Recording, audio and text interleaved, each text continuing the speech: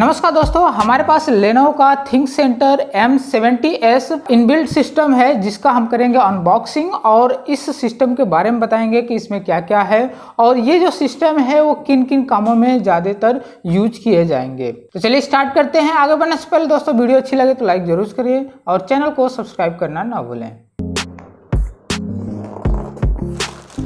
दोस्तों इसके साथ पावर केबल और इसी के अंदर एक माउस है। हम अभी इसको ओपन करके दिखाते हैं आपको। उसके साथ एक कीबोर्ड मिलेगा।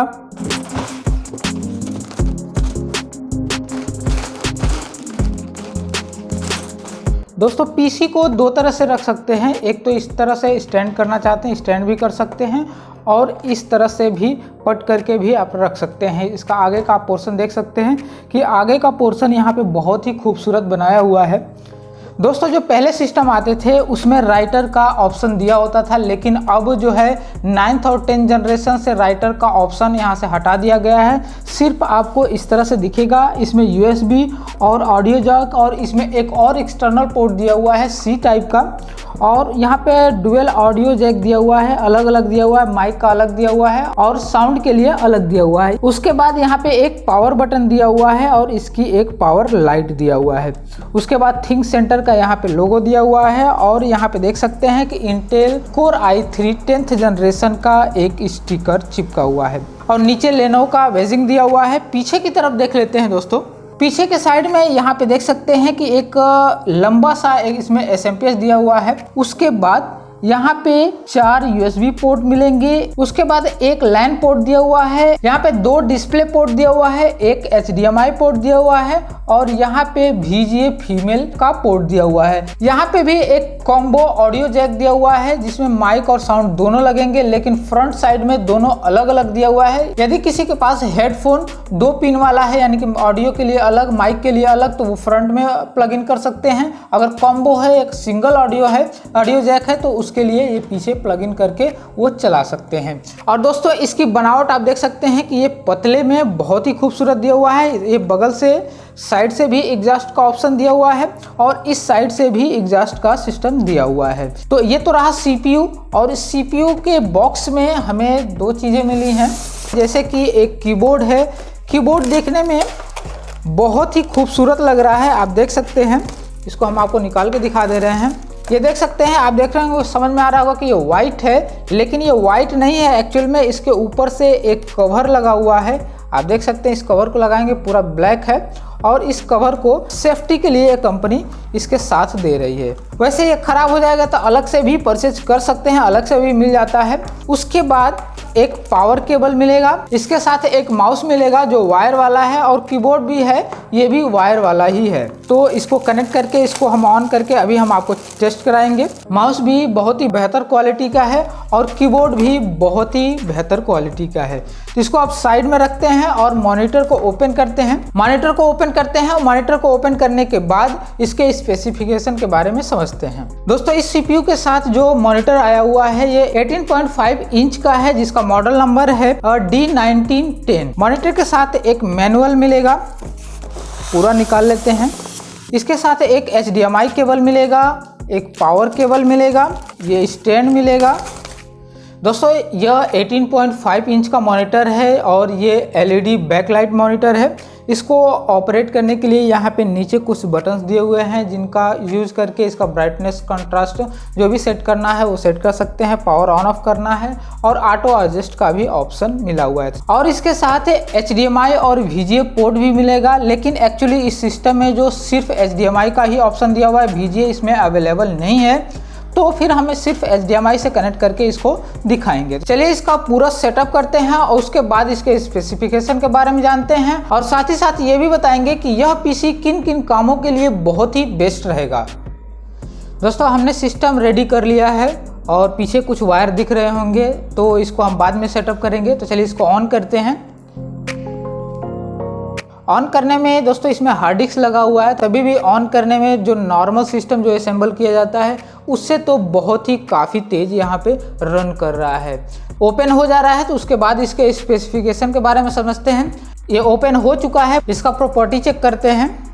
प्रॉपर्टी में आप देख सकते हैं कि यहाँ पे जो प्रोसेसर दिया हुआ है इंटेल कोर i3 10100, यानी कि 10th जनरेशन है। उसके बाद 3.6 गीगाहर्ट्ज का इसका स्पीड है, जो कि इसके वजह से इसका परफॉर्मेंस बहुत ही अच्छा आ रहा है। और 4 GB रैम है और इसमें 64 बिट का ऑपरेटिंग सिस्टम हमने इंस्टॉल किया है। एक्चुअली यह सिस्टम डॉस बेस पे आया है, तो हमने इसमें विंडोज 10 ऑपरेटिंग सिस्टम इंस्टॉल किया है। इसमें 1 TB का हार्ड डिस्क लगा हुआ है, इसमें SSD नहीं लगा हुआ है, क्योंकि ये सिस्टम का जो रिक्वायरमेंट था सिर्फ हमें हार्ड डिस्क ही चाहिए था। तो हार्ड डिस्क इसमें हमने हार्ड डिस्क वाला ही सिस्टम हमने खरीदा हुआ है। और साथ ही साथ CPU में इनबिल्ट स्पीकर भी दिया हुआ है, जिससे कि नॉर्मल अगर वीडियो या कोई पिक्चर वगैरह देख रहे हैं तो उसके लिए यह साउंड बहुत ही परफेक्ट रहेगा। दोस्तों इस सिस्टम में वाईफाई इसके साथ नहीं आता है, तो हमने एक अलग से USB वाईफाई अडाप्टर हमने लगाया है, जिसके थ्रू हमने इंटरनेट यूज कर रहे हैं या एक्सेस कर रहे हैं। और जो हम USB वाईफाई अडाप्टर यूज कर रहे हैं वो 300 से 400 के बीच में ये आ जाता है।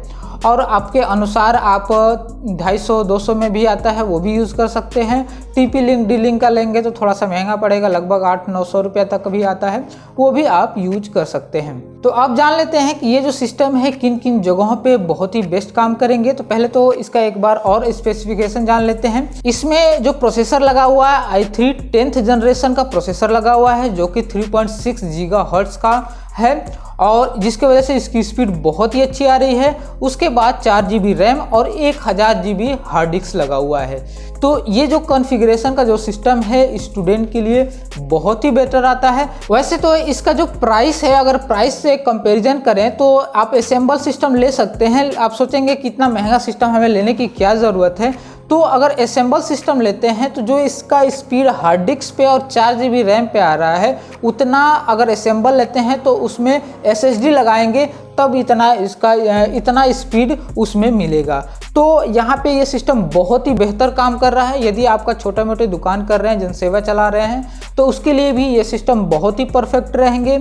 या फिर आप स्टूडेंट है, स्टूडेंट में कोई प्रोजेक्ट वर्क तैयार करना है, टाइपिंग करना है, आप कोई भी सर्फिंग नेट सर्फिंग करनी है, या फिर माइक्रोसॉफ्ट ऑफिस पे कोई काम कर रहे हैं, तो उसके लिए भी यह सिस्टम बहुत ही बेटर है। उसके बाद अगर ऑफिस वर्क के लिए कोई सिस्टम लेना चाहते हैं तो ये भी सिस्टम बहुत ही परफेक्ट रहेगा। या फिर आप कोई अकाउंटिंग सॉफ्टवेयर यूज करते हैं जैसे टैली, मार्ग, या फिर कोई और सॉफ्टवेयर बीजी वगैरह जो हो, अगर कोई और सॉफ्टवेयर यूज करते हैं तो उनके लिए भी यह सिस्टम बहुत ही परफेक्ट रहेगा। और साथ ही साथ दोस्तों इस समय आप जानते होंगे कि यूपी में हर ग्राम पंचायत में सिस्टम की रिक्वायरमेंट है। तो जो सिस्टम के रिक्वायरमेंट वो यही लिखा हुआ है, उसके डिस्क्रिप्शन में सीधा लिखा हुआ है कि i3 10th जनरेशन का प्रोसेसर होना चाहिए, 4 GB से ऊपर आप रैम लगा सकते हैं, उसके बाद स्टोरेज के लिए 1 TB हार्ड डिस्क होना चाहिए। उसमें ये सारा डिस्क्रिप्शन दिया हुआ है, जिसकी वजह से ये सिस्टम वहां पर भी यानी कि ग्राम पंचायत में भी बहुत जोरों शोरों से ये बिक रहा है और वहां पे भी ये लोग खरीद रहे हैं। और आप भी अगर ग्राम पंचायत के लिए अगर कोई सिस्टम सर्च कर रहे हैं तो ये सिस्टम बहुत ही परफेक्ट रहेगा। अगर आप सोच रहे होंगे कि लेनो क्यों ले, अगर हम डेल में लेते हैं या फिर HP में लेते हैं तो वहाँ पे दोस्तों ये सिस्टम के अपेक्षा वो सिस्टम महंगा पड़ेगा, क्योंकि ये सिस्टम लगभग 35,000 से 40,000 के बीच में ये मिल जाता है। लेकिन वहीं पे HP लेंगे या फिर डेल लेते हैं तो नियर अबाउट 40 से 45,000 के बीच में यह लगेगा। लेकिन काम दोनों का सेम रहेगा, कोई अंतर नहीं इसमें मिलेगा और सारी स्पीड वगैरह जो भी है सब कुछ सेम रहेगा। सबसे सस्ता लेनो में मिलेगा और ये ब्रांड तो है ही और इसकी स्पीड भी बहुत ही परफेक्ट आ रही है। और साथ ही साथ ये जो सिस्टम है इसका 3 ईयर ऑन साइट वारंटी है, जो कि कभी भी अगर इशू आता है कंप्लेन करिए, आपके घर पे आके कंपनी बना के जाएगी। तो दोस्तों ये जो सिस्टम है आप जनरली काम के लिए यूज कर सकते हैं। अब बात करते हैं इसके प्राइस की, तो यह सिस्टम हमने अभी बताया है कि इसके जो प्राइस 35,000 से 40,000 के बीच में यह मिल जाएगा। इसका लिंक हम डिस्क्रिप्शन में दे देंगे, वहां से आप चेकआउट कर सकते हैं। और साथ ही साथ अगर आप डेल में जाना चाहते हैं या डेल का पीसी खरीदना चाहते हैं या HP का पीसी खरीदना चाहते हैं तो उसका भी डिस्क्रिप्शन में लिंक मिल जाएगा, वहां से जाकर आप चेकआउट कर सकते हैं। तो दोस्तों यह पीसी आपको कैसा लगा कमेंट बॉक्स में जरूर बताइएगा और वीडियो अच्छी लगे तो लाइक जरूर करें और चैनल को सब्सक्राइब करना ना भूलें। धन्यवाद।